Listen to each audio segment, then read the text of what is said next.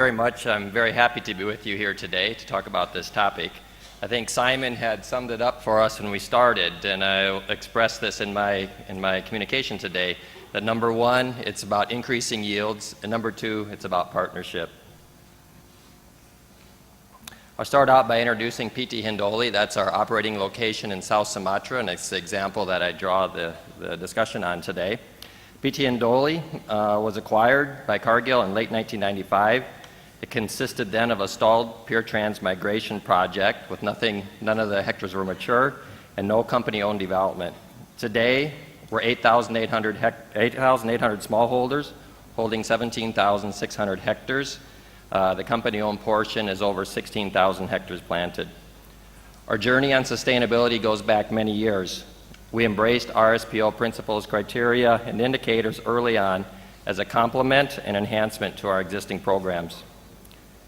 Hindoli was amongst the first Indonesian plantation to be RSPO certified in February of 2009. Our smallholders were later certified under the RSPO guidance for scheme smallholders in August of 2010. As you can see from the photo of the smallholders' house before and after, much progress has been made in improving the standard of living over the 16-year period. This photo is not a one-off example simply for the presentation. It represents the standard of living changes that you can commonly find in the communities around the business. A successful relationship between the company and smallholders requires a vision for the future and commitment and long-term view. It starts with the organization's leadership's intentions. If an organization's leadership views smallholders as a burden to be minimized, then that's what they'll get. It is hardly an attitude that will inspire smallholders. Our intention is to build a business together. They are our partners. To guide smallholders, we also needed to build and maintain lines of communications with the farmer organization. We established a smallholder development team as a first course of business in 1995. In the early days, this team focused on a wide variety of topics beyond oil palm agriculture. It included topics like home economics, how to hold effective meetings, and communications. Today, Pak Joko Priyadi leads a team of 31 full-time professionals dedicated to be the primary face of our partnership with the smallholders. They focus on addressing priorities of either party, such as fruit quality, road maintenance, guidance, and of course including guidance on RSPO compliance. Most importantly, as a company, we're out and with the farmers every day to enable communications. We build farmer self-sufficiency when and where possible. We helped them establish 7 cooperatives as the young palm started producing. The intention was to build self-sufficiency in areas like fertilizer procurement, transportation, and communication to its many members. Over time, the 7 cooperatives split into 17. This increase was driven by their desire to align the cooperative's missions with the missions of individual villages. We rely heavily on this cooperative structure today and support them with an additional 0.5% payment on the fruit, specifically to help cover some of the costs of operating the cooperative. Another important part of the relationship, it's important to deal and interact with smallholders with absolute integrity and respect. I would like to highlight the photo on the lower right. This photo was taken at our smallholder RSPO certification celebration held just 1 year ago. Across the front row and interspersed in the rear row are the cooperative leaders. M.R. Chandran graciously attended on our behalf, and I thank him again today, attended on behalf of RSPO. Present from Cargill was our corporate CEO from Minneapolis, Greg Page. Angie Wee, the CEO of Cargill Tropical Palm, was present. Anthony Yao, the president-director. Joko Priyadi, the smallholder development team, and myself in the back row there. I highlight this as an example of how an organization we are involved, respect, and recognize the achievement of the smallholders.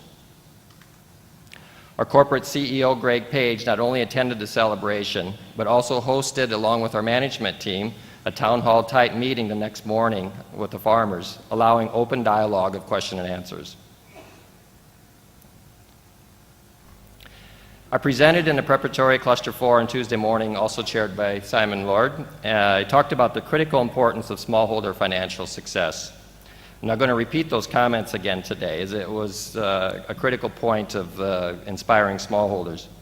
It's not uncommon to hear or read about altruistic visions of indigenous people living sustainably and in harmony with the natural environment. While that vision is honorable, it is not reality for many smallholder families.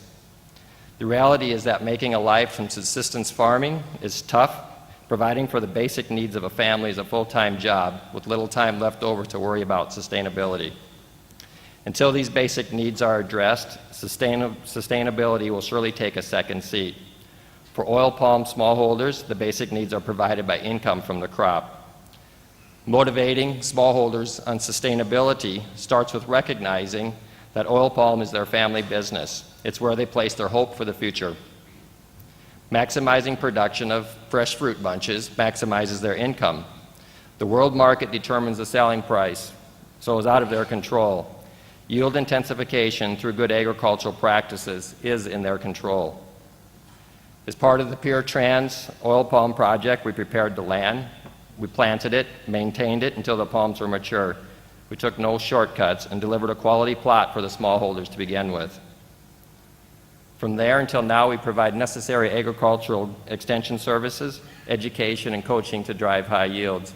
As Simon presented earlier, the technology and concepts behind this are straightforward and well known. It's the execution is where the challenges are at.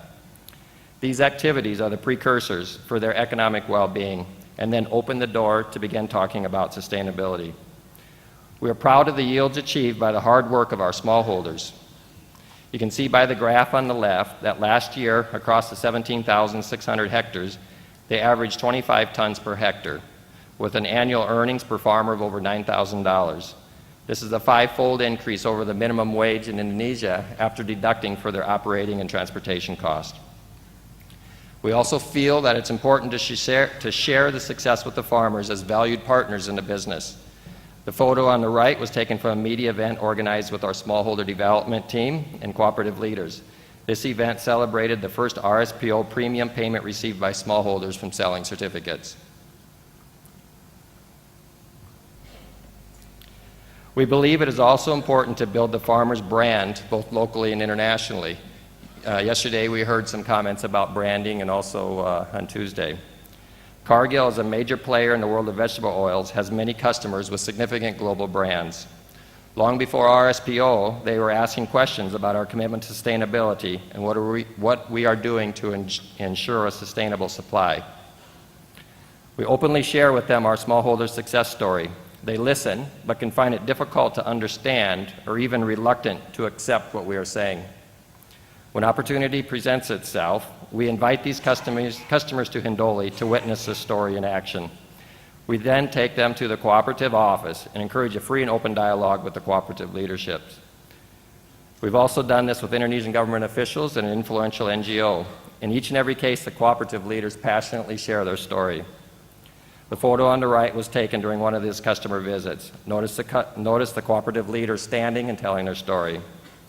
Visiting with the smallholders at the cooperative office is regularly a favorite and highly impactful part of the trip for our guests. It's all about reputation, about a pride of a job well done. The smallholders have made a journey from subsistence farming to a viable and healthy agribusiness.